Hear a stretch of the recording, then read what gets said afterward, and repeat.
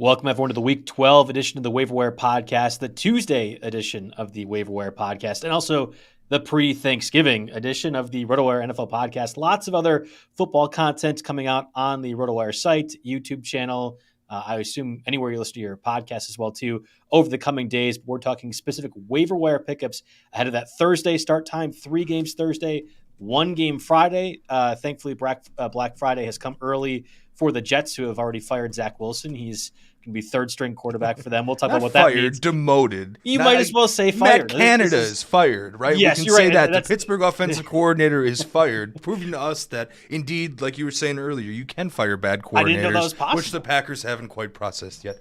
But in any case, there's a difference between Matt Canada fired and Zach Wilson super demoted. Fine. That would be like Wilson. If Matt Canada was like reserve tackles coach assistant, then then that might be equivalent. But we're not quite there yet. Okay. Anyway, had to come in hot off the bat. Good right? correction. It's Thanksgiving week. Thank you, Jake. I appreciate that. There's no love lost between us, but we will get you set for your waiver wire pickups. There has been a few, obviously, with injuries over the past, I was going to say 24 hours, but 72 hours or so. Dating back to that Thursday game, we'll get you set on those top guys and at least some consideration for future weeks as we enter both the last week of no buys, fantasy playoffs coming up, and of course a situation where you have to monitor who to acquire with the trade deadline as well in fantasy. So let's hit the music.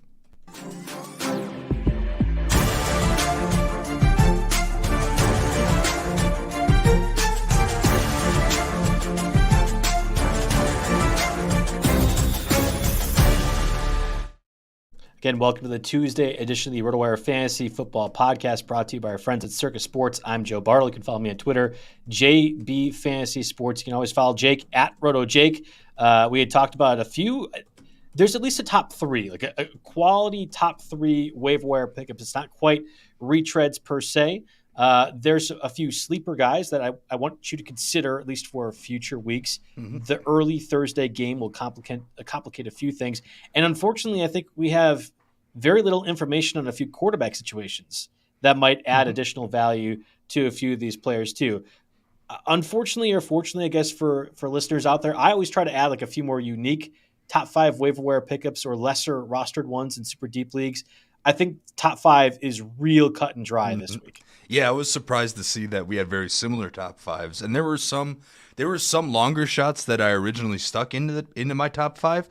But as I kept looking at the players, especially those that are coming off of a bye, where managers had to make really tough drop decisions, who saw their ownership percentage severely depressed, especially as I started to see more and more names there. There were guys that had to go into my top 5s. I mean, there's only one guy in our collective top 5 that's in single-digit percentages right now, but and I think that's warranted. But like I said, we'll get through these guys. A lot of them are 30 to 45% rostered, and then when we get into the individual position sections, that's when we can go ahead and maybe take a deeper dive into some long-term, some dart throws, if you will. I'm going to rattle off the top 5 list, Jake, and then we can go through those players a little bit more individually if you'd like before we get to those positional designations you mentioned. So number 1, Zach Charbonnet at 44% rostered on Yahoo formats. Back up to Kenneth Walker. Walker appears doubtful for Thursday. It might be that Walker misses a bit more time, and Charbonnet was getting more playing time as is. So for sure, he's the top guy that you look at, but likely already rostered. Isaiah Likely is the only one that probably is available widely in all formats. We have a user question relating tight ends. We'll factor in Likely among the bunch of other options, but with Mark Andrews likely done for the season. I know what John Harbaugh said, that maybe he returns during the postseason for the Ravens. For our purposes, for fantasy, Mark Andrews is done. What does Isaiah Likely mean in this offense? Then there's Jaden Reed for the Packers. I had mentioned Dontavian Wicks as well, although he's in concussion protocol. That he clears that Thursday seems unlikely. Both those Packer receivers are on our list. Pop Douglas as well. We've mentioned him, 3-4 weeks down a row. Possible change at quarterback. Bill Belichick will refuse to name a starting quarterback before Sunday's game. That matters absolutely zero. Jake, I'm refusing to tell you what clothes I'm going to wear for Thanksgiving. You're like, oh, yeah, cool. It makes no difference. You're ugly either way. Thanks, Jake. Appreciate that comment. And then you have Ezekiel Elliott, number 5. I have the Giants defense. I'm just saying I'm going to talk about a streaming defense at some point. There's a few of the quality options there. Sure. Whatever else. So again, Zach Charbonnet, Isaiah Likely, Jaden Reed, Pop Douglas, Demario Douglas, and then some sort of streaming defense or Ezekiel Elliott is our top 5 waiver wire pickup list. We'll have an interesting streaming defense discussion then, because the Giants weren't quite on my radar. I know, you didn't even have them on there. That's why I included them in my list. That. Okay, so, I mean, from the top, though, I mean, Zach Charbonnet, 44% rostered. That was like yesterday when I started looking. First come, first served leagues have driven that up, I'm sure, a couple percentages. He is the man for Seattle, right? Kenneth Walker's hurt. Pete Carroll has a weird history of how he describes injuries, often undersells them a little bit. But he said that he has like a serious oblique strain or a legitimate oblique strain, some kind of thing that, and an oblique strain, I think of it in baseball. This is where it happens most often, right? Mm-hmm. That's an IL stint for sure. We're talking possible IR stint. Wouldn't surprise me at all for Seattle here. And Zach Charbonnet steps in. Now, Zach Charbonnet was cutting into Kenneth Walker's workload to begin with, right? He was slowly getting more snaps and more touches every week, and he's establishing a role as a pass-catching back. So that's where I think most of his value is here. The biggest downside with Charbonnet, and the reason that people want to say, no, he's not an RB1, he's not a must-start anymore, is his upcoming schedule and his playoff schedule. And that's what makes people, a little bit wary. He's got San Francisco twice, Dallas, Philly, who's number 1 against opposing backs, although, eye test maybe wise last night, not necessarily the case in Tennessee. So it's a real tough schedule. But, when we get into the position by position, I'll try to play a little devil's advocate there and tell you why he is startable against teams like the 49ers.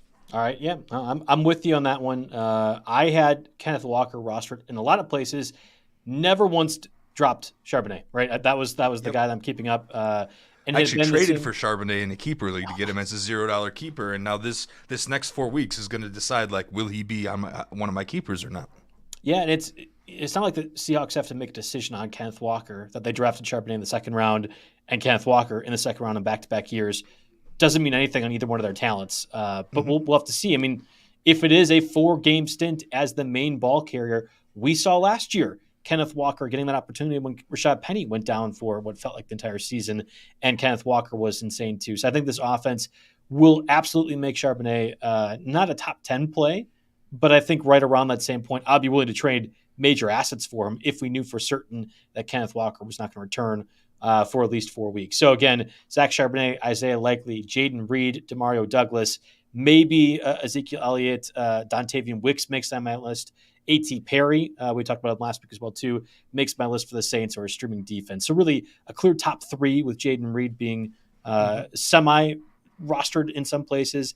And you can also throw in Demario Douglas too. Yeah, so I was actually going to put your boy Dontavian Wicks on my list, and that's when I realized that Jaden Reed's actually only 36% rostered. So Jaden Reed effectively booted him off the list. Now Wicks is in concussion protocol, which we didn't quite realize after Sunday's game. So that'll get interesting there. And he has only been seeing a third of the snaps anyway. Reed is someone that I would drop Christian Watson for Reed if I had the chance, because the usage is clearly there. Reed is getting carries. It's only going to continue to get carries, given the running back situation there that we're going to discuss a little bit. And he's a big play guy that Love trusts. And he finds ways to get open. So he's definitely on there.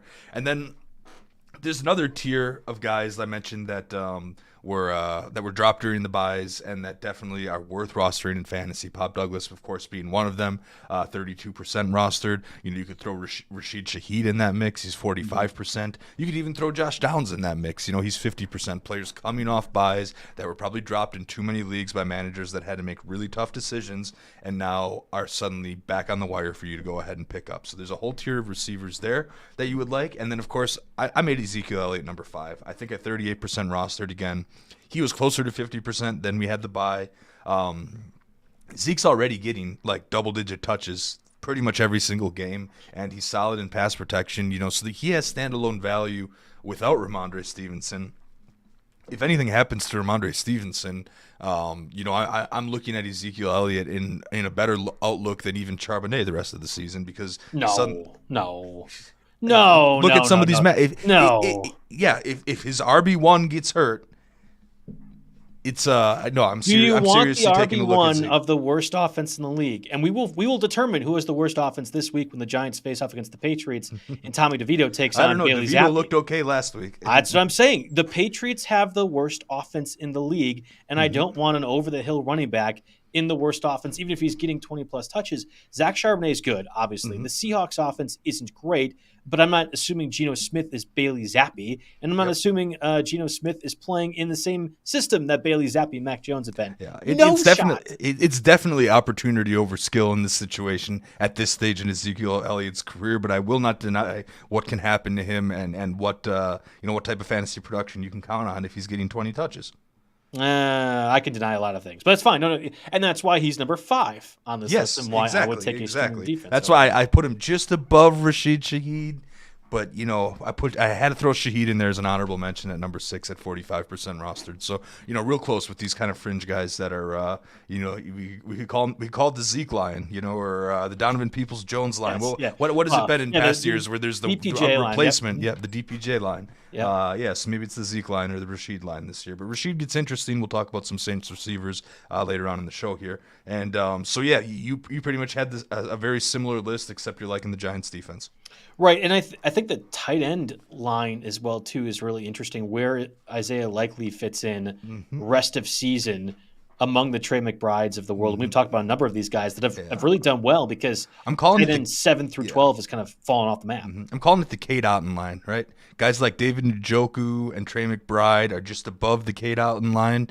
And likely, will he be above or below? I guess we'll see. Looking at some game logs from last year, he only had 3 double-digit PPR games all of last season. He only scored 3 touchdowns last season. It's not like, he's suddenly going to take over and jump into that Andrews role. He will be productive enough to be a startable. Like if you lost Mark Andrews in a deep league, and if you had Mark Andrews, you probably weren't carrying an Njoku or an Otton as your backup tight end, right? So you're going to the wire and seeing what you can find, and likely most definitely better than a Stoll or a Stone Smart or however we want to do this. So so we like that there. But anyway, we lost our train of thought going back to likely here. No, it's good. I mean, I think this is going to be really important. Other than Travis Kelce, you have T.J. Hawkinson and Sam Laporta, and we have a number of these tight ends that have fallen off. Dallas Goedert injured, Darren Waller out for the season, Pat Freiermuth just returning. Maybe that Matt Canada has been fired actually makes a difference for Pat Freiermuth, but up until a point, I've had zero interest in him whatsoever. David Njoku is around that tight end 10, but I'm just saying tight end 6, and Kyle Pitts in that factor, tight end 6 through 12 has just been miserable this year, much in the same way the quarterback position has been annihilated as right there. Trevor Lawrence finally returned, but then we lost Joe Burrow for the season. It's really, really, really tricky. So I'm curious what your line is. I have a certain line as well too with those tight ends. We'll get to that a little bit. I want to talk about running backs, and there has been a line of demarcation change. There's been some of those really low end guys that I think we can cycle through a bit more. Before we talk running backs, let's get a word from our sponsors real quick. Blue Wire. Okay, we're back, and we mentioned Zach Charbonnet makes our top overall waiver wire list. He leads our running back group for I think the foreseeable future. You had mentioned before when we were just discussing Zach Charbonnet a little bit. Playoff schedule very difficult. Yeah, we're expecting Kenneth Walker to miss significant time. Yes, exactly. So like I said, we go back to this. It's a strained oblique that was legit, according to Pete Carroll. So with how Carroll tends to downplay things, I could see this being an IR injury. We'll have to see. I very much doubt that he's. I think they have to make that Wednesday. Back. I think they have to make that decision Wednesday because they play Thursday. Exactly. So, anyway, we have Charbonnet here, and to date, the production that Charbonnet has gotten. I mean, he did have 15 carries for 47 yards last week. A little more than 3 yards per carry. Nothing to write home about. But what I'm excited about is the fact that he caught all 6 targets for 22 yards. He was already establishing himself as a pass-catching back. Now, again, you look at the schedule. You have San Francisco twice, Dallas once. Dallas is a tough matchup, at Dallas especially, in 2 weeks in Week 13. So that's going to be tough. But the San Francisco matchup for opposing running backs, I'm going to try to make the point that it isn't quite as bad as you might assume it is on paper. Now, they're only number 9 against opposing running backs in standard formats. They go down to 11 in PPR. So 9 in standard, 11 in PPR. And I think that the San Francisco defense especially in a lot of these games that they come out and they lead, they end up giving away receiving yards to running backs. And this is exactly where Charbonnet comes in, because teams are playing catch up. They're trying to do these last minute garbage drives. Again, this doesn't mean, real life production, but I think fantasy wise, Charbonnet is going to be just fine in these matchups against San Francisco. I'm seeing 5-6 catches minimum for the situation. I assume Geno Smith is okay. Remember, he left the game with an elbow injury. We'll talk about that a little bit later. But Drew Lock had to come in, and then Geno eventually forced his way back in despite the bad elbow bruise there. You could see him on the sideline going like this and whatnot. But he had to force his way back in. I think he'll be fine this week. But I definitely see checking down to Charbonnet quite a bit. And looking at the other backs on this roster, DJ Dallas is around, but he does things that are very similar to what Charbonnet does. So I don't think DJ Dallas, who's 0% roster right now, is suddenly worth a pickup outside of anything complete desperation. Like I picked up Chris Rodriguez late last week. Complete desperation. That's kind of what you're looking at as a desperation play. I think Charbonnet is going to be definitely absolutely startable, for these next few weeks, despite what the matchups say on paper. You mentioned DJ Dallas. He played 6 offensive snaps last week. I actually would assume if Kenneth Walker goes on injured reserve, and this is not even like a sneaky ads call like Alan does with Jeff every Monday. It's always a great listen and watch on YouTube. Mm-hmm. This isn't even sneaky ads. It's like, don't hate yourself ad. Like, don't hate yourself this much to make the ad. But Kenny McIntosh was a really interesting rookie entering August. He had been on injured reserve all year. He was a Georgia pass-catching running back too. They had drafted, obviously, Charbonnet early on, but then they also got McIntosh with that 7th-round pick. McIntosh is better than DJ Dallas at what DJ Dallas does best. So I would assume if Kenneth Walker goes on injured reserve, we're going to see those 7 to 10 snaps that Dallas gets go to McIntosh at some point in the near future. Again, not that you're picking up McIntosh, but if you're saying Seahawks are going to be trailing by double digits, it's going to be the Rico Dowdle thing, but reverse, and we'll talk about him in a second for the Cowboys. Mm-hmm. I actually like McIntosh in that junk time production role. Yeah, sure. And also, like, if you look at McIntosh's game log, why has he been MIA? He just was activated off IR. Correct. I mean, he didn't play. It was last weekend he was activated. He didn't play week 10. He was a healthy scratch week 11, but coming week 12, I think he at least gets the chance to suit up.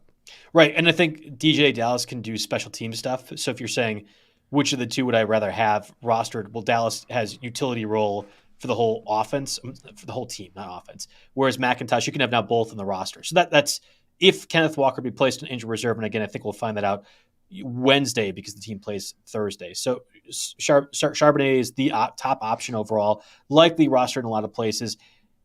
It's going to be a 3rd consecutive week of the Cowboys absolutely annihilating whoever they play, in this case the Commanders on Thursday. I almost wonder if Rico Dowdle becomes another option if you really are desperate at running back. Again, plays the Commanders, played a decent amount this past week against the Panthers in a game that really was not competitive. Mm-hmm. Yeah, so here we are again. Rico Dowdle, 16%. 10 touches last week. Woo, right? But if you take a look at the box score breakdown, thanks again, Jerry, 7 of those 10 touches were when we were in the fourth quarter, and he played 70% of the snaps in the fourth quarter. So those first 3 quarters wasn't really much of a factor offensively. You have to count on this game being a blowout for Dowdle to have any kind of utility. But like you said, sure enough, they're home against Washington, and I expect this game to be a blowout. They're showing out for Dolly Parton coming for that halftime show, no doubt. Oh my God. I just had to throw that out. Some grade A analysis there, though. But no, Dowdle could have, again, not a very high ceiling. Even Tony Pollard had a solid game this past week, scored a touchdown, kind of broke that streak. So Rico Dowdle is fine, but he's definitely not a game changing. It's more of a desperation pickup. You don't pick him up and think he's going to evolve in anything barring injury. He is kind of the garbage time back. And fortunately, the Cowboys are good enough this year to have a decently fantasy productive garbage time back. So that's what we're doing. That's where we are. Yeah, no, I wholeheartedly agree. Uncle Ted just chimed in saying Brandon Cooks is going to be wide receiver 1 if CeeDee Lamb is injured. Of course, Uncle Ted has been campaigning for Brandon Cooks all of last week. That didn't look good, predictably, like we called. He's also been campaigning Roschon Johnson, which might look good, given that Deonta Foreman's been a little bit more banged up as well. Yeah, that's an interesting one. Also, by the way, Brandon Cooks is only 54% rostered in Yahoo leagues. If this CeeDee Lamb injury turns into anything serious, then I'll take a look at Brandon Cooks. Fine. I'd also take a look at Jalen Tolbert, to be honest. He's got 5 targets in 3 consecutive weeks. Yep. And this Washington secondary is dreadful. Yeah, yeah. I think the over-under was like at 47. I like the over. The Cowboys could do that altogether, especially if they get another pick six or whatever else. Sam Howell gets sacked to the extent that he does. I think there's a lot of points, and that's going to be probably the highest scoring of the Thursday games, I really feel like, come Thanksgiving. Moving over to the Dolphins' backfield, you had Devon Achane get activated off injury reserve, promptly get injured once again. I don't think he'll play Friday in that Yeah. Black Friday game against He's the not Jets. ruled out yet, but with the short week and with the fact that he's a rookie and the other Yeah. fact that there seems to be other backs around, I would be surprised if he played. So then we run into is there value in anyone after Raheem Mostert, right? Because Yeah. Jeff Wilson was a healthy scratch. What are they thinking of him? They clearly think that Selvon Ahmed is ahead of Jeff Wilson on the depth chart. So I don't know. Maybe that's a special teams thing. Maybe not. Jeff 20, Wilson. 20 offensive snaps and has played at least Yeah. 18 in all of the last 5 games, too. And you look at the rest of the season schedule. So Jets, Commanders, Titans, Jets in week 15. You could make a case that every one of those games, the Dolphins are going to be favored by 10 plus points. Ahmed might be another one of those Rico Dowdle types where you could actually get production, even if they are not even considered the number 2 option on the team. But granted, we'll end up with the Jeff Wilson game because that's how this works, right? Yeah. We'll end up with the random Jeff Wilson game sooner or later here. So, the Miami backfield is interesting, as is the Green Bay Packers backfield. Yep. Aaron Jones, of course, suffers the ACE or the MCL strain. It looked not great on TV. I had told all my friends that's a season-ending one.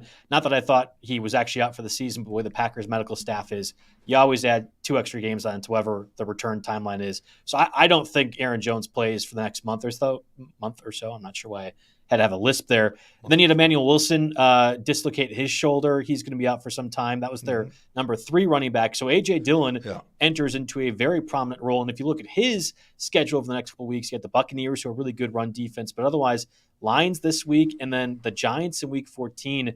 I think A.J. Dillon might be someone I'd consider trading for because he might be a very clear running back too, or during a very pivotal point of the fantasy season. Or just type him in and see if he's there, which he might be in a 10-team league. He's only 62% rostered on Yahoo formats. That means more than a third of leagues. He's out there for the taking for nothing. I'd use your number 1 waiver wire claim on him if you can at this point in the season. But yeah, so with Aaron Jones, back to his injury, has anybody said what it is? I keep seeing MCL strain or sprain or kind of thing. The Twitter doctor guy said MCL strain. That's what we have so far. And Reddit is going with MCL strain as if it's completely official.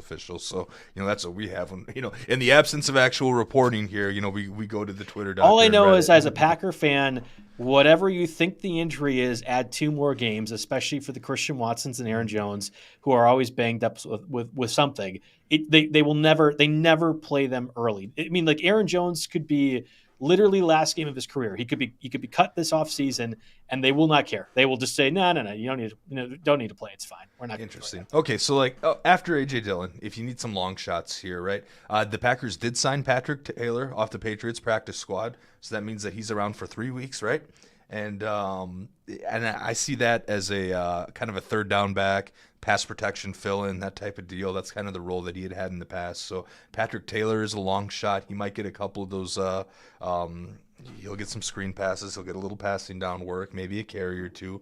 Green Bay also brought back free agent James Robinson to their practice squad. So I don't think James Robinson is going to crack the fantasy thing. If there's a back that's not A.J. Dillon to own, it's Patrick Taylor. And he's just I probably put Patrick Taylor over Selvon Ahmed and Jeff Wilson. If we're really going to rank these guys? Well, certainly Jeff Wilson. I think Jeff Wilson's thing is done, which is sad. I haven't a lot of my rosters yet. So if you're saying Rico Dowdle, Selvon Ahmed, Chris Rodriguez, or Patrick Taylor, I think I want Patrick Taylor over Chris Rodriguez, even though I think Rodriguez is a better player. The Packers they have to use another running back. And even though I think Patrick Taylor is really bad at the game of football, that's just where they are at right now in the depth chart. And he's going to have so many opportunities. James Robinson might have opportunities too. But Dowdle and Selvon Ahmed are going to get legitimately good opportunities against legitimately bad defenses, and I'm not sure we can say the same about the Lions. Yeah, sure. Okay, and then like you mentioned, Chris Rodriguez, he was out there because Antonio Gibson was inactive with a toe injury. Only 21% of snaps, but carried the ball 6 times for 43 yards, which inspires, I guess, a little bit of confidence. Granted, it was against the Giants, and they were down in this game pretty big, surprisingly. But if Antonio Gibson misses again, Brian Robinson, what did I see? He's like RB4 in PPR leagues. Yes, the guy's been an absolute machine this year. So if Gibson misses out, there's a slight glimmer for Chris Rodriguez. But again, you're expecting 5 fantasy points, and you call that a win. Yeah, from a dropping perspective, I think it's time for Deonta Foreman to hit the ice. You got Khalil Herbert, who was activated off injured reserve. You got Roshan Johnson was a factor. Deonta Foreman being injured. I mean, we're in a tricky spot right now. Yeah, we have to talk about the Bears real quick. Khalil Herbert came back, actually led the Bears backfield in snaps at 44%, and tied Deonta Foreman with 9 routes ran. But of course, Herbert was the only one with targets. He caught 2 of his 3 targets. Also ran the ball 16 times for 35 yards. Deonta Foreman injured. He could be out of the mix here. And then, of course, you still have Roshan Johnson hanging around here. So, Deonta Foreman has an ankle injury. We don't quite know what exactly is going to happen. He did get a touchdown prior to his departure. So we'll see. I still think Khalil Herbert takes the majority of this in like a 60-40 split over Roshan Johnson, because I don't think basically Foreman going down injured allowed Roshan to keep a somewhat similar role as he's had the last couple of weeks, which hasn't been productive. 6 carries for 30 yards, 0 targets, only ran 5 Uncle routes. Ted says it's very productive. What are you talking about? 5 yards a carry, Jake? Come on. Yeah, 5 yards a tote, man. Yeah, that's crazy productive. Those 3 fantasy points probably won the week for you. Again, we like to have some banter here. I love Uncle Ted. He's always here, very consistent and reliable. Exactly. But yeah. So Roshan Johnson's on the list. He probably falls into this mix somewhere. He does for sure. Yeah, I'd actually. Here's the only issue, Jake, is that you have nobody's on bye. Like, you really shouldn't be having to concern yourself with the Rico Dowdles, Selvin Ahmeds, and Roshan Johnson's of the world. Like, if they are starting for your team, if you are considering starting these people for your team, you're probably losing the week. I mean, you probably are. That's the point blank case of this. There's a scenario in which you had Kenneth Walker and Aaron Jones, and you're probably losing the week. Yeah. All right. Fair enough. But hey, give yourself a fighting chance. If you punted running backs and never ended up hitting on any of them, give yourself a fighting chance with some of these guys maybe. But that's what we're looking at for the running back landscape this week. It ain't pretty if you can't get Charbonnet. You might be looking to trade if you can. I know a lot of leagues have trade deadlines this week, so get it in while you can. Otherwise, you're looking at your Dowdles and Ahmeds and Patrick Taylors and Chris Rodriguez's of the world. That's how it is. Yep. We'll also get ready for the big game party at Circa Resort and Casino. It's Super Sunday in Las Vegas this year. You can watch the big game poolside at Stadium Swim's big game viewing party. Massive screen, booming game sound, and of course you get the view of the pyrotechnic and visual effects throughout the Super Bowl. Snag the best seat in the sun with day beds, poolside boxes, cabanas, and more, or touchdown at the world's largest sports book, Circa Sports, for the big game bash, 3 stories of football glory, featuring a 78 million pixel screen. Book your seat with a variety of reservation options, including bottle service, open bar, stadium-style food, and more. And of course, don't miss out on those legendary viewing options or experiences on February 11th. The big game parties only at Circa Resort and Casino. Reserve today at circalasvegas.com. And of course, we also have a word from our sponsors, Splash Sports. RotoWire is proud to partner with Splash Sports for the 2023 fantasy football season. Splash Sports empowers gaming commissioners to earn by creating contests. Commissioners can set up a contest, add their style, and enjoy the evolving Splash Sports platform for customized preferences. From daily to season-long contests, Splash Sports caters to various playing styles, such as DFS, Pick X, and traditional Survivor. And unlike traditional sports books, Splash Sports pits you against your friends and family, not the house. Splash goes beyond betting, a space where friends can connect, strategize, and share in the excitement of sports. RotoWire will be running a weekly DFS tier contest, and I think a Thanksgiving one as well, too, a Thanksgiving special on Splash Sports all season. Well, not, I guess, for this week specifically. Can you beat the RotoWire experts? Visit rotowire.com/splash to enter today. All right, from a wide receiver perspective, we had mentioned Noah Brown last week, of course, didn't play. There's the Pop Douglas talk about. We had Brandon Cooks mentioned. Rondale Moore got the touchdown, then nothing else. And a few other guys like A.T. Perry, who we'll talk about a little bit later on as well, too. there is still the Pop Douglas effect here. Yes. If the Patriots now off bye, likely starting Bailey Zappi. Can I say likely? Is that fair? Like, if you're Bill Belichick, you either say Mac Jones is going to continue playing or we're considering somebody else. Well, he hasn't said Mac Jones is going to play. So to me, it feels like Bailey Zappi is going to be out there. Yep. Yeah. It seems like Bailey Zappi to me. And like I had noted in the show last week, when Bailey Zappi came in for that final drive when they were trying to go down the tie the game. Spike interception. Yeah. Exactly. The fake spike interception. Worst throw I've ever seen. He looked at Pop Douglas like 4 or 5 times on that drive, and Pop Douglas caught like 2 or 3 balls on that drive. I remember thinking I was disappointed with flexing Pop Douglas, but then doing a double take and being like, okay, wait a minute, he got me double-digit points. I'm okay with this, right? So, when it comes to receivers, for people who you can't search Pop Douglas in all these places. Like if you search DeMario Douglas, that's what's going to pull up the Patriots. Yes. Okay. receiver. Yeah. Thank you. Yeah, you're right. We do need to just to be clear that. on that. Yes, exactly. So, all this is to say that there aren't really standout receivers this week. Last week was a receiver-heavy episode. This week, there's a couple of tiers. There are 2 tiers actually: guys who were cut last week because they were on bye, and guys that are crazy long shots, right? Unless you count Jaden Reed, who we talked about at the beginning of the show. But if we want to just group all the guys that were on bye last week and could be available now together, of course, DeMario Douglas, Pop Douglas, 32% rostered. Josh Downs from the Colts, 50%, right on the dot. He's absolutely worth a look. He's the wide receiver 2, maybe not in terms of snaps, but definitely in terms of air yards and targets in Indianapolis. He is the wide receiver 2 to Michael Pittman, and I think there's just enough fantasy utility from a wide receiver 2, even with Gardner Minshew at the helm, even in this offense, to warrant a spot on the fantasy roster. The other guy, and we'll use this to transition into your guy, is I mentioned Rashid Shaheed, right? 45% rostered here. The Saints have some issues here. Michael Thomas has a knee injury. That means he is, quote, going to take some time. So Rashid Shaheed at 45% definitely is someone that you consider trying to work into your lineup if you can. He has the big play, some special teams return upside, but he also just has general big play upside in the offense, whether it's Derek Carr, whether it's Jameis Winston, whoever gets the nod at quarterback here. Rashid Shaheed is interesting at 45%, but you got another Saints receiver that we want to talk about. So let's just jump to that now. Before we do that, of those 3 post-bye week receivers, DeMario Douglas, Rashid Shaheed, Josh Downs, is there one that you would favor rostering over the other? I think it's DeMario Douglas. Okay, and that's where you had him in the rankings. Yes, that's I put them in the order that I would see because, and maybe this is wrong a little bit, but I kind of had enough of a sample size on Downs and enough of a sample size on Shaheed, where they've been playing steadily in a similar role for the course of the season. Douglas seems like someone who could grow to me, so I guess I'm buying into the unknown a little bit. Okay, but he seems like someone that could grow to beyond just like a semi-reasonable flex because I have to. So Downs is clearly my number 1 option for the foreseeable future. So this week they play the Buccaneers, who are 3rd worst against opposing fantasy receivers. Then you have the Titans in week 13, who are 5th worst against opposing receivers. Bengals, 8th worst. Steelers, 7th worst. So you have a 4-week stretch where I think Josh Downs is very clearly a wide receiver 3 in full-point PPR formats.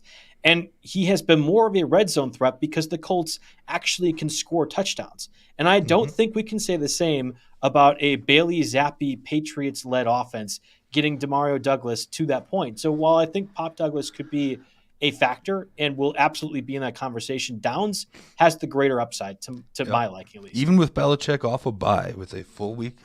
Even with Belichick already looking towards coaching the Chargers, possibly mid-season firing and hiring situation if Brandon Staley's – yes, I think Belichick is mentally checked out. I am surprised that Robert Kraft has not fired him yet.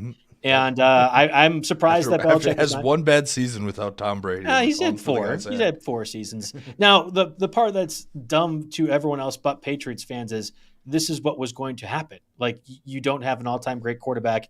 You don't have the officials now giving you every single call to help you win football games. That now goes to the Chiefs for the most part. This was the end result. And you fire and hire really bad coordinators and draft really poorly. Your team sucks. We are following that suit as well as the Packers, even though they beat the Chargers by 3. So what does that say about the Chargers? It says Bill Belichick is going to make them way better. Exactly. When he goes so it all comes full circle here.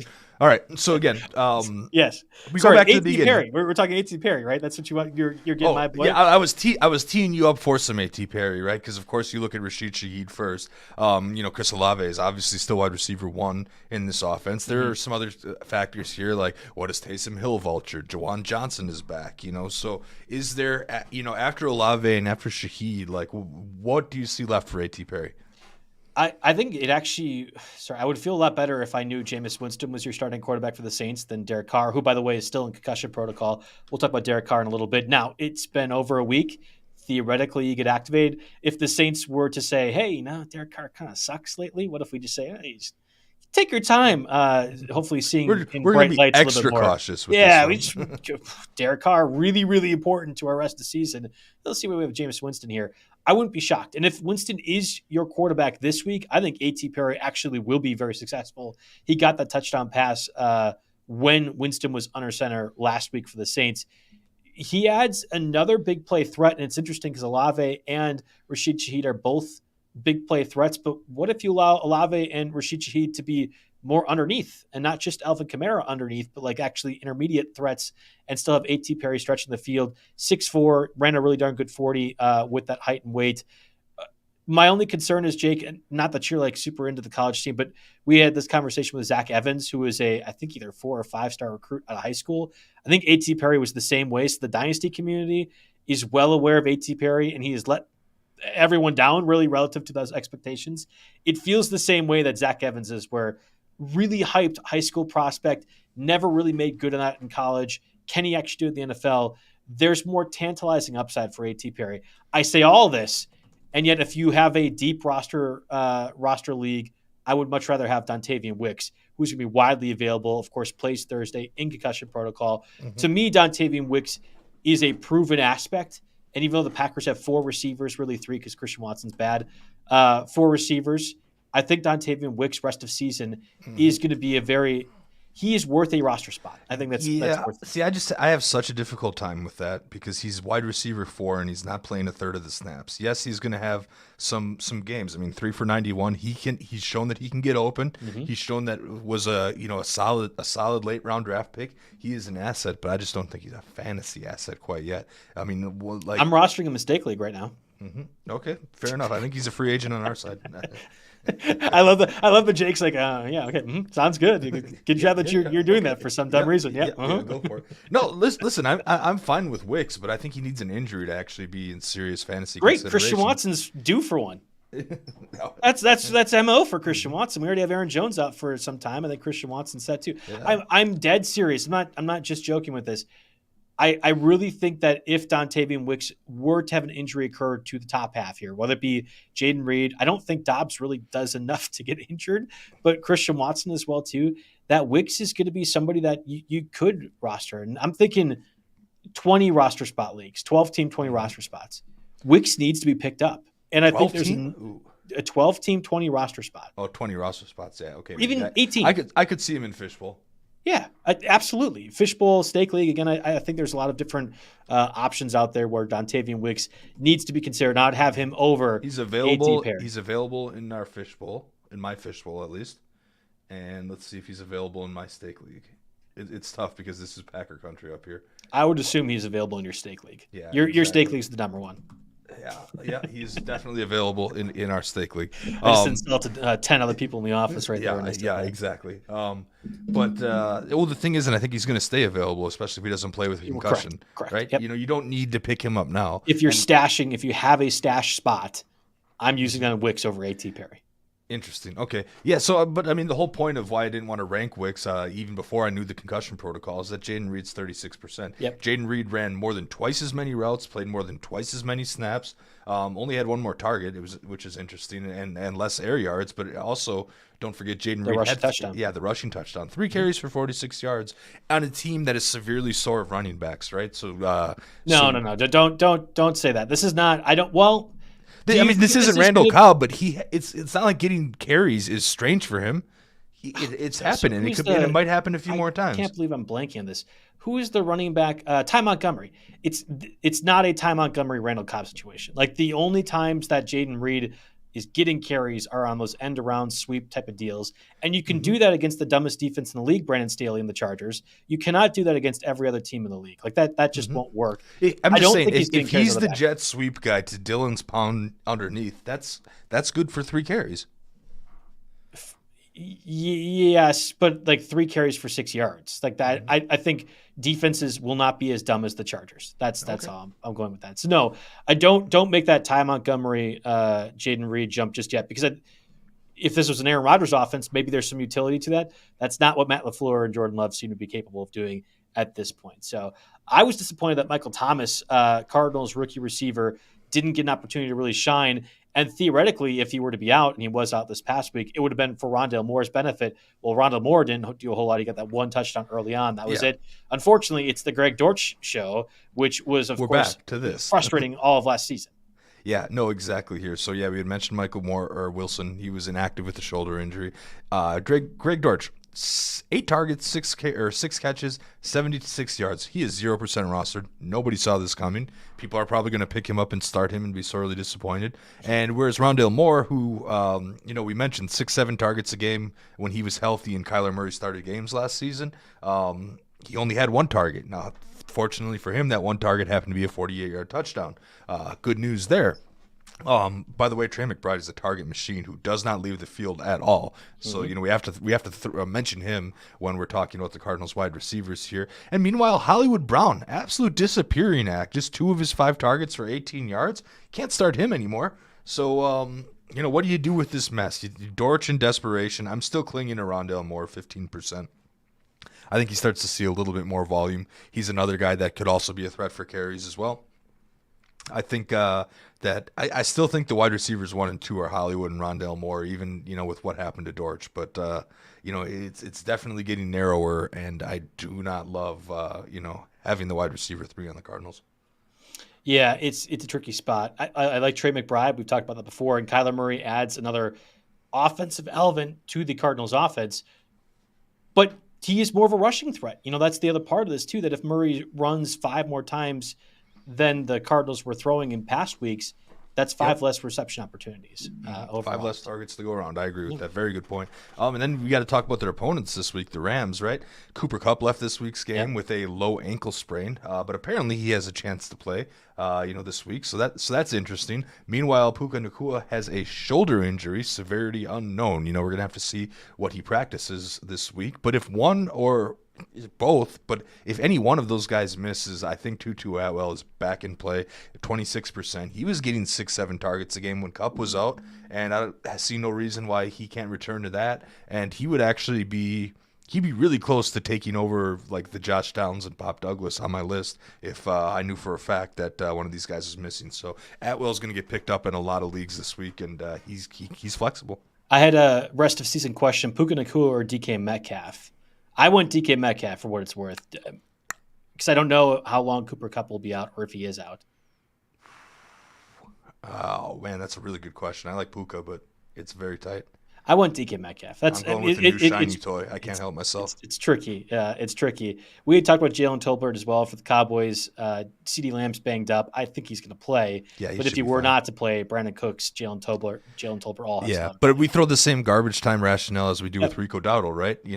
Washington's secondary is awful. If they're up, 41-0, Tolbert's still going to be on the field, whereas Lamb and maybe even Cooks will not be. So, possible garbage time there. I also wanted to throw in, we talked about Noah Brown last week, and then, of course, midweek injury, ended up not playing here. Right. Robert Woods, actually ran the exact same number of routes as Nico Collins and Tank Dell's, just 1% less snaps, finished with 5 catches on 8 targets for 44 yards. So the end result, the 5 receptions for 44 yards, very, very average from a fantasy perspective, but this Texans offense, man, it's a team. You could have 3 receivers from the Texans in a PPR every single week in a PPR definitely. league. Yep. Most definitely can do that. So yeah, Robert Woods comes back on the radar a little bit.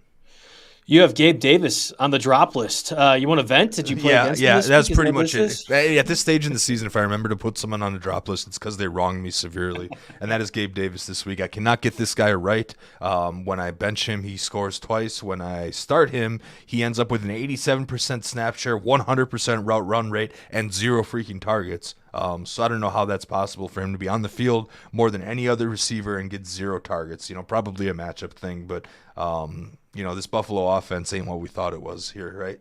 So Gabe Davis isn't. He's definitely not a must start, and I'm not even so sure he's a must roster anymore. Yeah, it's interesting. Khalil Shakir got the big play touchdown, but the week before it was Gabe Davis that got the big play touchdown. If you want to vent about even both Stephon those guys, Diggs is looking a little bit. But Diggs has been bottled up, and I have needed Diggs and have lost a lot of critical games over the past couple weeks because Diggs has been I took a big hit in Dynasty this week and barely squeaked by in the Invitational, my Diggs leagues. Yeah, don't talk to me about bad luck. I lost by 3 points in the stake league game, or my stake league matchup this week, because Mahomes had that drop pass by MVS. That would have been the win there. Yep. Also lost a 2-point game because of that drop pass because of MVS. I was 0.2 points behind. Of Packers MVS was that play right there. I know, I saw that. That's familiar. I was 0.2 points behind in stake league when the Chiefs were going on their game-winning drive, and Kelsey dropped a third down. I had Kelsey. Mm-hmm. Kelsey dropped a third down catch that would have won for me, and I just about flipped my table over. And then, of course, on fourth down, he gets it, and he gets one more catch. So I was fine, but I thought, like, oh no, they don't convert on fourth down. I am toast. But fortunately, we ended up sticking it through here. So anyway, enough about our personal leagues here. Want to hit some quarterbacks? Yeah, and I want to be clear, with no teams on bye and 10 starting level quarterbacks out via injury, I don't really think there's a lot of good streaming candidates. And the biggest change was that Zach Wilson, the 32nd quarterback in the league, was replaced by the 33rd quarterback in the league, Tim Boyle, right? And that's not even Boyle's actually worse. Boyle is a worse quarterback than Danny DeVito. I'm going to put that on record right now, Jake. There is no worse quarterback in the league than Boyle, and he will be starting for the Jets. Then there's DeVito, and those are your 2 changes. So can we please, 2-minute quick hit this thing? I want nothing to do about all these crappy QBs. Yeah, exactly. So Tim Boyle starts, Trevor Siemian's the backup, Zach Wilson, demoted, not fired, to quarterback 3 here. Tommy DeVito, he looked pretty dang good this week, but I'm going to call this a one-off matchup week here.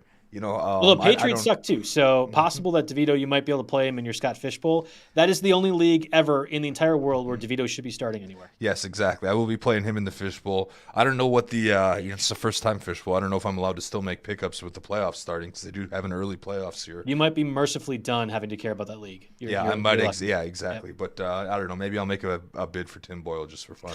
No, don't. This is the guy who started Tyson Bagent and Jared Hall one week. It's been an ugly year when your top quarterbacks are Rodgers and Cousins in your 2-quarterback league. Anyhow, Derek Carr's still working through concussion protocol. Got to keep an eye on that one. Jameis Winston could be around there. Geno Smith bruised his elbow, left the game, re-entered the game after Drew Lock threw a pick in his relief. We have a short week this week, and it's against the Niners. I probably want no part of any Seattle quarterback this week, but just keep an eye out there for Geno if you have to start him. Apparently, Desmond Ridder with Week 12 against the Saints, who are number 13 against opposing quarterbacks. So middle of the pack matchup, Desmond Ridder is the guy. I'm not sure I love that for my small amount of London and Kyle Pitts shares, but I guess we'll wait and see here. Of course, as we mentioned earlier in the show, no surprises, but Belichick will not name a Pats starter. And then back to the Jets, full circle here. Aaron Rodgers is 18% rostered in Yahoo formats. Could he be back for the fantasy playoffs? Apparently, he is looking at a Week 16 return. I'm not sure I believe that. That defies science. My chiropractor uncle, for what it's worth, does not believe that at all, does not think it is physically possible to do that, but he definitely doesn't have the same homeopathic remedies that Mr. Aaron Rodgers does. So if you pray some Reishi stones, whatever it is, then you'll exactly the moon crystals. He's got to go back to Danica for the moon crystals. Anyway, but whatever voodoo he's got going, he thinks he's coming back Week 15. I'm not sure it's worth the stash, but if you have an IR spot and you're in a 2-quarterback league, I don't know, snag him, see what the heck happens. I might, I can't hurt to see what happens. He tries, he'll probably, if they let him try, if the medical doctors somehow clear him to go try, he'll probably end up hurt worse or, hurt on the first drive again, and it'll kill you in fantasy in a playoff matchup, no less. But, again, throwing it out there because it's 2-quarterback league update. I hope he comes back in Week 16 and does great. I really do. But, the realist in me does not quite see that happen. I don't think I hope that. I think I'm trying to think of what's the least annoying outcome. And him just staying on injured reserve because the Jets suck so bad is the least annoying outcome. So that is what I want. This right now, where we have to even mention Aaron Rodgers, because he used some moonstones to feel a little bit better is very annoying. I want to be clear. This is a very, very annoying time period. I was But it would be wondering how more long it annoying if was we going had to to talk take about him playing. Yeah, I was wondering how long it was going to take RotoWire to write an update on these rumors, like an actual news update, Right, not the one of our rumor yeah. updates, like an actual news update on Rodgers. And finally, we got it last week, so I was like, okay, might as well mention it. But that's it for quarterbacks. Yeah, and real quick, we mentioned Isaiah Likely at the top of the show. He was our number 2 overall waiver wire pick, and probably the only one that's widely available because Zach Charbonnet was number 1. With Mark Andrews likely done for the fantasy season, I think Isaiah Likely certainly has some value. We have a lot of user questions, Jake, and I think we can still talk about the streaming defenses real quick. So, 2-minute hitter on Isaiah Likely as to why maybe he isn't as attractive. It's not going to be a 1-for-1 replacement of Mark Andrews in the offense. Yeah, he certainly won't be a 1-for-1 replacement here, but Mark Andrews is out, so you got the opportunity there. Remember last year, Andrews missed a lot of time off and on. Likely only had 3 games of double-digit PPR points and 3 total touchdowns all year. So he's I don't know, he's right on that K. Dotton line to me. The replacement tight end line. And, you can grab him. That's fine if you had Mark Andrews and you need a replacement. But if guys like, I don't know, if guys like Njoku are around, if guys like McBride, probably their availability is all washed up. But definitely look at a couple names like that first. Yeah, I think I have him above K. Dotton. I'm trying to pull up Jeff Erickson's list from last week. It, of course, incorporates the tight ends. So he had, incorporates the bye guys. So Trey McBride was 9, Evan Ingram 10, Cole Kmet 11, Luke Musgrave 12, Njoku 13. I think that's the line for me. So Logan Thomas was 14. I would play Isaiah Likely over Logan Thomas. Yes. I would play him over Donald Parham, who ended up doing pretty good. That was a great call by you last week. That middle of the field definitely was wide open. Middle of the field was open. He should have had a bigger game. Didn't he drop one? He dropped one very early in the game on the very first 4th down for the Chargers. That was a 15-yard play that he could have. And then Stone Smart got the 50-yard reception. That could have easily been Parham. So I would play Isaiah Likely over Parham. I'd play him over Tyler Conklin, over Noah Fant, Michael Mayer. So it's really tight end 14. Oh, yeah. Yes. And K. Dotton was all the way down at 21. So that's, I would be playing Isaiah Likely around that spot. So it's certainly possible that you could use him. And you could use him as a flex, too. I think that's one of the bigger changes this year where these tight ends, the Trey McBrides of the world, if you were active early in getting them, they can very clearly be obvious flex plays for you, too. Yeah, I was trying to trade Kelsey, actually, after getting Trey McBride a week early. Didn't find any offers that I particularly liked, but I've been fine flexing Trey McBride, every week. That's just fine for me. Yeah, you have a deep cut that you could at least talk about as well, too. Okay, so rookie Josh Weil from Tennessee is slowly taking work from Chigi Okonkwo. Say what you want that. He actually saw more snaps than Okonkwo this week and 1 less route. Still only ended up with 1 catch for 7 yards here. But for your 2 tight end leagues, maybe one to put on the radar. Streaming defenses. While I kind of key up, although I will mention the Giants, but you go ahead and give me some streaming defenses to consider. Okay, so, you could take your pick out of either side in this New England at the Giants matchup. I actually put the Patriots as number 1. They're only 26% rostered here. They're on the road, which I don't love, but I feel like it's almost a buy low opportunity for the Pats, right? Because DeVito coming off a very good week. Well, Belichick had some time. Yeah, maybe he's checked out, maybe he's not. But I'd like to think he had some time to go ahead and look at that tape and find out how he can beat Danny DeVito. So many of those passes were short passes. He utilized the running backs in the passing game quite a bit.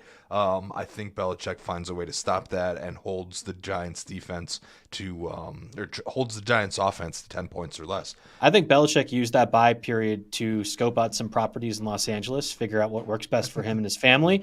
I definitely don't think he was planning football. That's for certain. Or stumble shirtless and disoriented out of Booty Call's houses. That certainly could happen as well, too. Although I thought Belichick's wife or girlfriend was hot. Whatever, it doesn't matter. You can still do that if you're one of the greatest coaches of all time. Anyway, this is more of a Barstool TMZ thing to look at. But there's some funny Belichick videos out there this year. If you really want to do a deep dive there. Kayvon Thibodeau is already turning into one of the better pass rushing ends in the entire league. I think that offensive line for the Patriots is miserable. I think that offense is miserable. And if I'm ranking Tim Boyle, Tommy DeVito, and Bailey Zappi, I'm going to just quit. There's no reason to actually decide. There's no purpose of this job anymore if I'm having to decide which one of those. Those are all as good as Division II level quarterbacks. Tyson Bagent might be better than all of those quarterback options out there. Zach Wilson is in that conversation too. I think Bailey Zappi is that bad. So yeah, the Giants defense, which has been getting sacks a very safe floor to me, and also can take advantage of easily a top 100 quarterback, maybe top 100 in the league. Yes, I'm playing the Giants defense over the Patriots. Yeah, and the rest of these streamers, a lot of the streamers were road teams, which I don't like to do. Mm-hmm. I wrote down the Saints 46% at Atlanta. Desmond Ritter, I think is bad, but both these teams are off a bye, so nobody has a clear advantage in that department. But the Saints were doing just enough. I mean, they were almost above our threshold to begin with before the bye, and then also. Listen, I don't love the Broncos defense. Maybe they're getting something together, maybe not, but they're home and they're against the Browns, who, it's going to be an ugly, gritty game, and Dorian Thompson-Robinson is the quarterback for Cleveland unless something else comes about there. So, I think the over-under was at 35 points for that game. The only one that was lower was Giants-Patriots. Yeah, and Titans-Panthers is going to have to be pretty low, too. The Titans are the home team as well. Titans are only 3% rostered, so if you really need a stream, but again, no teams are on bye, so you should. Would you play the Lions defense this week against the Packers? Not with how Jordan Love's looking. I think the Packers can get at least 3 touchdowns out of that. I think I'm still playing him. I feel. Well, I would play the Lions over the Patriots or the Broncos or the Titans, but how many teams? What? I'm trying to look and see here. The Lions are just to see how rostered they are. I know. I just wouldn't drop them and try to pick up one of these guys that we're recommending. Yeah. That's 64% rostered. So I would probably just roll with that. You're right, because Love will take some sacks at least. So that and throw some picks. That'll Chargers defense really, really bad. Brandon Staley, just leave. We had a lot of user questions, Jake, a lot of trade questions. So I'll try to rattle them off here too. This person would be giving up Keenan Allen and Jahmyr Gibbs. They are getting Christian McCaffrey, Jordan Addison, and Quentin Johnston. He is asking, would you rather have Johnston or Christian Watson in this deal again, where he's getting CMC and Addison? Ooh, boy. I guess if obviously long term, I'd go. I don't know if it's obvious. I'm probably taking Christian Watson. I think I am too. Yep. Because I'm sold on. I'm sold on Johnston just no longer being trusted by. That was the last Rivers, week for me too. You can't Herbert. drop that pass. That's that. And whoever talks about Justin Herbert sucking, just stop talking sports. I'm so none of that was Herbert's fault last week. So sick of people. He was hitting only deciding quarterback play based off a win-loss record. It's if you watched that game and said Justin Herbert is the problem with the Chargers, just gouge your eyes out, put them in some sort of container to never again get the ability to see anything, because you don't understand football ever at all. Yeah. Now, I know Lambeau Field can be a little bit weird with the shadows sometimes, but still, he bounced that ball off Keenan Allen's 1-3 right off the numbers. Yep. It's amazing how many breaks the Packers caught to win that game, now that I think of it. Yeah. Would you rather have Derrick Henry or David Montgomery rest of the season? Gross. No, it's David Montgomery every time. This is not a gross question. Yeah. With how things have looked for the last couple of weeks for Henry, as someone who has owned both, I would rather have Montgomery. I think that's the answer. Montgomery is the easy call, especially with Will Levis still your quarterback for the Titans. Would you trade Puka Nacua, DJ Moore, and Laporta for Amon-Ra St. Brown? He's got CeeDee Lamb and McBride as his backup, so that's why Moore and Puka doesn't really matter. So again, would you trade Puka, DJ Moore, and Laporta for St. Brown? Oh man, this is one where I almost 99% of the time say best player wins the deal. Yep. But that's quite a bit to give up. Yep. He would. Is he starting 3 wide receivers in his league? I would assume you're starting CeeDee, St. Brown, and then he's got Kyron Williams on the bench possibly. I don't think that matters too much. Can I give the same offer to the guy who has Christian McCaffrey? I know St. Brown's great, but I would rather have Christian McCaffrey. This should be a package that can get the best fantasy player. Yeah, if I had Amon-Ra, I would make this deal. If I had McCaffrey, I don't think I would. Okay, interesting. Yeah, I think that's too much for St. Brown, I guess is what I'm saying. Mm-hmm. He needs 2 receivers and 2 flexes from this group. Deebo Samuel, who goes against the Seahawks, Tank Dell against the Jacksonville Jaguars, T. Higgins with no Joe Burrow, Dalton Schultz, I would assume Noah Brown, and then your boy Gabe Davis. So you need 4 out of this group. 4 out of these 5? 1, 2, 3, 4, 5, 6. So I'm benching Gabe Davis and T. Higgins from this group. Yes, that is correct. As so long as Noah, and if Noah Brown misses again, I'm playing T or Gabe Yeah, Davis. Gabe Davis. Debo and Tank are for sure. You can just say pick 2 out of the next 4. Gabe Davis against the Eagles, though, over Jake Browning throwing to T. Higgins. I can't trust Gabe Davis at all.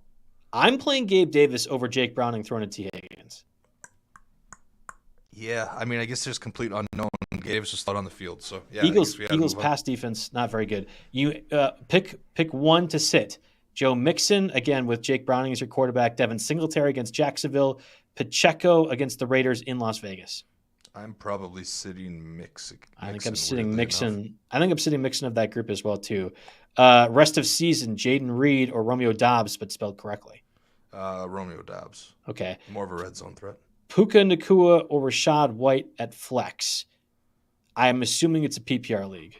Yeah, I like the momentum Rashad White has built lately. I'm actually starting Rashad White there because let's say this. I want to watch Puka's practice participation, right? Yeah. He's got some kind of a shoulder injury, right? And we don't know what's going on. So if you said I had to lock my lineup on Tuesday at 2 p.m. Eastern time, I would say Rashad White, but that could easily change. If Puka gets a clean bill of health and Cup's definitely out, then Puka takes that spot. But like right now, if I had to make the decision, right now, this very second, Rashad White. Last question here. Bijan Robinson against that Saints defense or DeAndre Swift against the Bills defense? I'm playing DeAndre Swift because you can't count on any kind of consistent usage from Bijan. I agree. Up until fantasy football murderer Arthur Smith is gone, I think you have to play DeAndre Swift. So a lot of questions. DeAndre Swift has been he's been pretty consistent since week 1, and he looked very good last night against the Chiefs defense. He loses the touchdown potential because the Jalen Hurts can just get the automatic 3 yards at the goal line. But Swift he's really good. He really almost good. scored again in the second half, and I was going against him, so I watched this very closely. He hit him perfectly on his screen. He just needed to make one man miss, and I swear Swift had open field in front of him the rest of the way down. It was a great tackle, yeah. Yes, it was an exceptional tackle. That would have been the difference between a 16-point and a 28-point. Yeah. Mm-hmm. Exactly. I know exactly the player you're talking about. Drew Tranquil, the linebacker for the Eagles. I'm sorry, not the Eagles. The Chiefs. I had forgot that he even signed with. He was a Chargers guy that I wrote too many IDP notes about. That's why. No, exactly. I am. He saved my stake league matchup against Shannon for that. So thank you, Mr. Tranquil. Yeah, I wish I could say the same. Freaking MVS, just catch the ball. I was going against Jalen Hurts. It was Mahomes, Hurts, with a half a point difference when the game started. So with a minute 30, if MVS catches the touchdown, maybe Jalen Hurts drives back down and scores, whatever else. But just catch the ball. Whatever. All right. That does it for us on the Week 12 edition, the pre-Thanksgiving edition. If you are listening to this while driving to your holidays, certainly be safe. Here in the Midwest, the conditions are already getting grimy, but obviously be safe for all your travels this week. And if you have any fantasy questions, JB Fantasy Sports at RotoJake. We've been pretty good over the past week answering. We've had a lot of those questions, so keep sending them our way. Yeah, I've got a heck of a college basketball week for the holidays. Yeah. So, if you want to get involved in any of that, check it out on the site. But, of course, plenty of football leagues still in contention. Playoff spots are it's do or die right now. Yep. All right. Thanks, everyone, for listening.